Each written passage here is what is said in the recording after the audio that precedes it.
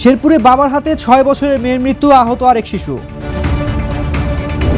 নির্বাচনে পুলিশকে কড়া নির্দেশনা, প্রার্থীর প্রতিনিধি থেকে খাবার নিষিদ্ধ। নোয়াখালীতে প্রকাশ্যে পিটিয়ে হত্যা, ঘটনার পর বাজারে মিষ্টি বিতরণ। মহেশখালীতে যৌথ অভিযানে আগ্নেয়াস্ত্র ও কার্তুজ জব্দ। শুনছিলেন এতক্ষণ সংবাদ শিরোনাম, এবারে থাকছে বিস্তারিত। শেরপুরের নকলা উপজেলায় পারিবারিক কলহের জেরে 6 বছরের এক শিশুকে গলা টিপে হত্যা করেছে তার বাবা। একই ঘটনায় 4 বছর বয়সী আরেক মেয়েও গুরুতর আহত হয়ে হাসপাতালে চিকিৎসাধীন রয়েছে। রোববার সকালে নকলা উপজেলার চর অষ্টধর ইউনিয়নের চর বসন্তী এলাকায় এই মর্মান্তিক ঘটনা ঘটে। নিহত শিশুটির নাম মরিয়ম, আহত শিশুটির নাম মিম। তাকে শেরপুর জেলা সদর হাসপাতালে ভর্তি করা হয়েছে। পদ্মা সেতু, মেট্রো রেল এবং এলিভেটেড এক্সপ্রেসওয়ে নির্মাণের গর্বিত অংশীদার বসুন্ধরা সিমেন্ট। তাদের বাবার নাম বাবু মিয়া, পেশায় একজন অটোরিকশা চালক। পুলিশ সূত্রে জানা যায়, বাবু মিয়া ও তার স্ত্রীর মধ্যে দীর্ঘদিন ধরে পারিবারিক বিরোধ চলছিল। এক পর্যায়ে স্ত্রী বাবার বাড়িতে চলে যান, পরে বাবু মিয়া 2 সন্তানকে নিয়ে ঢাকায় অবস্থান করছিল। রোববার সকালে হঠাৎ তিনি বড় মেয়ে মরিয়মকে গলা টিপে হত্যা করেন এবং ছোট মেয়েকেও হত্যার চেষ্টা করেন। স্থানীয়রা বিষয়টি টের পেয়ে বাধা দিলে শিশুটিকে গুরুতর আহত অবস্থায় উদ্ধার করে হাসপাতাল পাঠানো হয়। ঘটনার সত্যতা নিশ্চিত করেছেন শেরপুর নকলা উপজেলার অতিরিক্ত পুলিশ সুপার নাসরিন আক্তার। সকালে নকলা থানার চর অষ্টধর ইউনিয়নের বসন্তী পাড়ায় একটি খবর পাই যে একটি শিশু হত্যা হয়েছে। তো সেখানে পুলিশ তাৎক্ষণিকভাবে যায়, গিয়ে দেখতে পায় যে 6 বছরের একটি শিশুকে মানে এলাকার লোকজন বলেছে যে পিতা গলা টিপে হত্যা করেছে সেই ঘটনা, এবং আরেকটি ছোট শিশু সে বর্তমানে হাসপাতালে চিকিৎসাধীন অবস্থায় আছে। পুলিশ তাৎক্ষণিকভাবে খবর পেয়ে ঘটনাস্থলে যায় এবং যে মূল সন্দেহ মানে হত্যাকারী হিসেবে যাকে সন্দেহ করা হচ্ছে তার পিতা, সে বর্তমানে পুলিশ হেফাজতে আছে।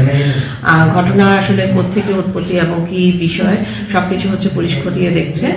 তো বিষয়টি এখনো মানে তদন্ত প্রক্রিয়া চলমান। আসন্ন ত্রয়োদশ জাতীয় সংসদ নির্বাচনে পুলিশ সদস্যরা কোনো প্রার্থী বা এজেন্টের কাছ থেকে কোনো ধরনের আর্থিক সুবিধা নিতে পারবেন না। এমনকি দায়িত্ব পালনকালে কোনো প্রার্থীর প্রতিনিধির কাছ থেকে খাবার গ্রহণও করতে পারবেন না, এমন করা নির্দেশনা দিয়েছেন স্বরাষ্ট্র উপদেষ্টা লেফটেন্যান্ট জেনারেল জাহাঙ্গীর আলম চৌধুরী।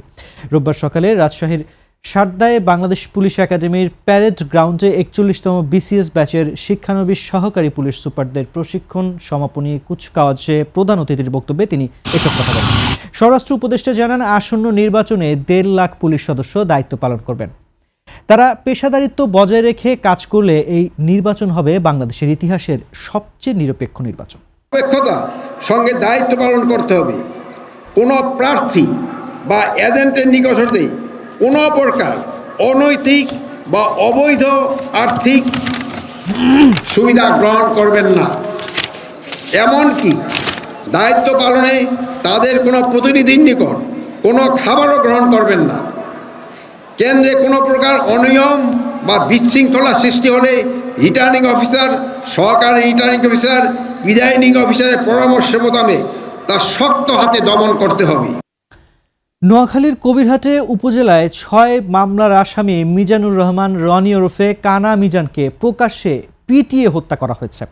শনিবার রাত আনুমানিক 10টার দিকে কবিরহাট উপজেলার নরোত্তমপুর ইউনিয়নের 2 নং ওয়ার্ডে কালীরহাট বাজার সংলগ্ন কাজী বাড়ির সামনে ঘটনা ঘটে। ঘটনার পর নিহতকে ডাকাত আখ্যা দিয়ে একদল যুবক বাজারে মিষ্টি বিতরণ করলে বিষয়টি এলাকায় ব্যাপক আলোচনা ও সমালোচনার সৃষ্টি করে। নিহত মিজানুর রহমান কবিরহাট পৌরসভার জৈনদপুর এলাকার মোহাম্মদ শহীদের ছেলে এবং তিনি 2 সন্তানের জনক ছিলেন।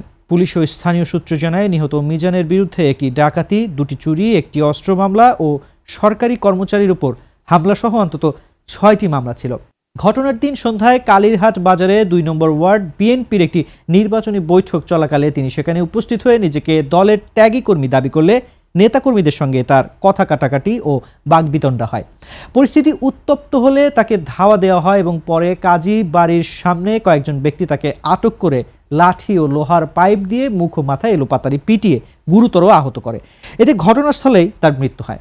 খবর পেয়ে কবিরহাট থানা পুলিশ ঘটনাস্থলে গিয়ে মরদেহ উদ্ধার করে সুরতহাল প্রতিবেদন প্রস্তুত করে। ঘটনাস্থল থেকে রক্তমাখা একটি লাঠি ও একটি লোহার পাইপ উদ্ধার করা হয়েছে। নিহতের পকেট থেকে একটি খেলনা পিস্তল ও একটি টিপ ছুরি পাওয়া গেছে। স্থানীয়দের দাবি, নিহত মিজানের বিরুদ্ধে দীর্ঘদিন ধরে চাঁদাবাজি ও সাধারণ মানুষকে হয়রানির অভিযোগ ছিল। কবিরহাট থানার ভারপ্রাপ্ত কর্মকর্তা মোহাম্মদ নিজামুল উদ্দিন ভুইয়া জানান, নিহতের পরিবার এখনো কোনো লিখিত অভিযোগ দেয়নি এবং অভিযোগ পেলে তদন্ত সাপেক্ষে আইনগত ব্যবস্থা নেওয়া হবে। মরদেহ ময়নাতদন্তের জন্য নোয়াখালী 250 শয্যা বিশিষ্ট জেনারেল হাসপাতালে মর্গে পাঠানো হয়েছে।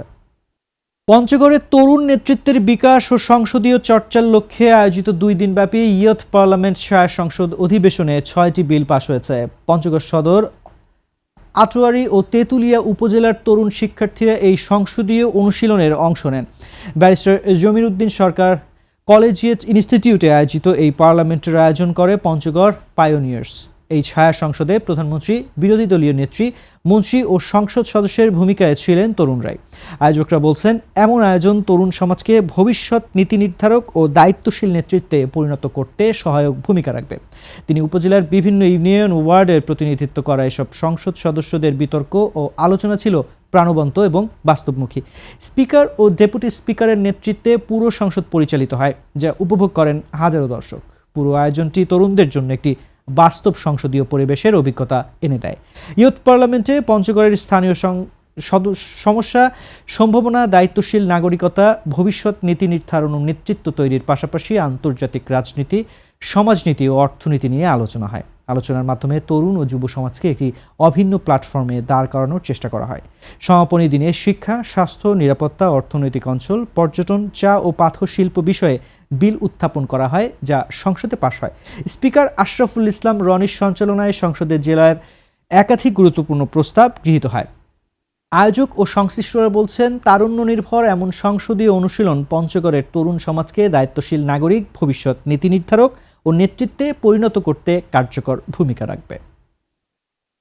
কক্সবাজারের মহেশখালীতে বাংলাদেশ কোস্টগার্ড ও নৌবাহিনীর যৌথ অভিযানে 2টি দেশীয় আগ্নেয়াস্ত্র ও 4 রাউন্ড তাজা কার্তুজ জব্দ করা হয়েছে। রোববার ভোর 5টার দিকে গোপন সংবাদের ভিত্তিতে ধলঘাটা উত্তর মুহুরীঘোনা এলাকায় একটি গোপন আস্তানায় এই অভিযান চালানো হয়। অভিযানের সময় সন্ত্রাসীরা পালিয়ে গেলে তল্লাশি চালিয়ে অস্ত্র ও গোলাবারুদ উদ্ধার করা হয়। কোস্টগার্ড জানিয়েছে, জব্দকৃত অস্ত্র সংক্রান্ত আইনানুগ ব্যবস্থা প্রক্রিয়াধীন রয়েছে এবং দেশের আইন শৃঙ্খলা পরিস্থিতি স্বাভাবিক রাখতে এ ধরনের অভিযান অব্যাহত থাকবে। পঞ্চগড়ে তীব্র শীতে জনজীবন বিপর্যস্ত হয়ে পড়েছে। টানা 9 দিন ধরে তাপমাত্রা 10 ডিগ্রির নিচে রয়েছে। রোববার সকাল 9টায় দেশের সর্বনিম্ন তাপমাত্রা রেকর্ড করা হয়েছে পঞ্চগড়ের তেঁতুলিয়ায় 8.5 ডিগ্রি সেলসিয়াস। বাতাসের আর্দ্রতা ছিল 94%। শীতের কারণে সদর হাসপাতাল ও উপজেলা স্বাস্থ্য কমপ্লেক্সগুলোতে ঠান্ডাজনিত রোগীর সংখ্যা বাড়ছে। তেঁতুলিয়া আবহাওয়া পর্যবেক্ষণ কেন্দ্র জানিয়েছে, কখনো মৃদু আবার কখনো মাঝারি শৈত্যপ্রবাহ বয়ে যাচ্ছে জেলার উপর দিয়ে। গতকালও এখানে দেশের সর্বনিম্ন তাপমাত্রা ছিল 9 ডিগ্রি সেলসিয়াস। দর্শক, এই ছিল এখনকার মতো সংবাদ। এতক্ষণ সঙ্গে থাকার জন্য ধন্যবাদ। পরবর্তী বুলেটিন দেখতে চোখ রাখুন বাংলাদেশ প্রতিদিন ফেসবুক পেজ ও ইউটিউব চ্যানেলে।